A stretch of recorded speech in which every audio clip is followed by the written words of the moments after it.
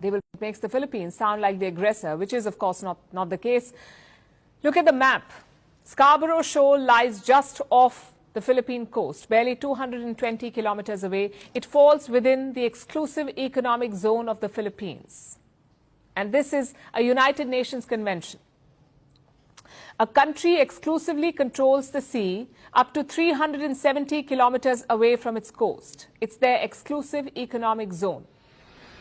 And the Scarborough Shoal falls well within that limit for the Philippines, but China does not care. It does not follow international law.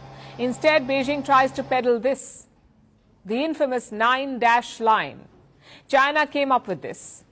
It first published these 9 dashes in the mid-20th century, and it declared that everything within these dashes was Chinese territory. Everything within the 9 dashes belongs to China. What's the basis of this claim? Apparently, it's been like that since, quote-unquote, ancient times.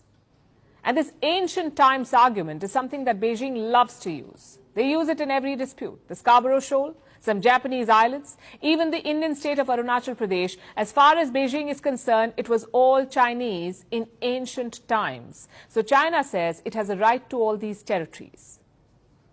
These are all bogus claims. No tax collectors from Beijing were shaking down villagers here in any of the disputed areas.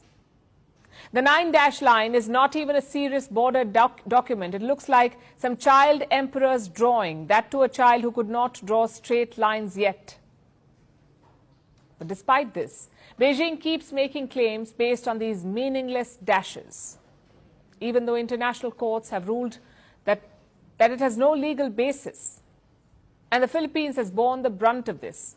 China seized the Scarborough Shoal back in 2012. It has been harassing Philippine ships ever since. And now Manila says Beijing has put up a barrier around the shoal, a 380-meter floating barrier to prevent Filipino fishermen from accessing the area.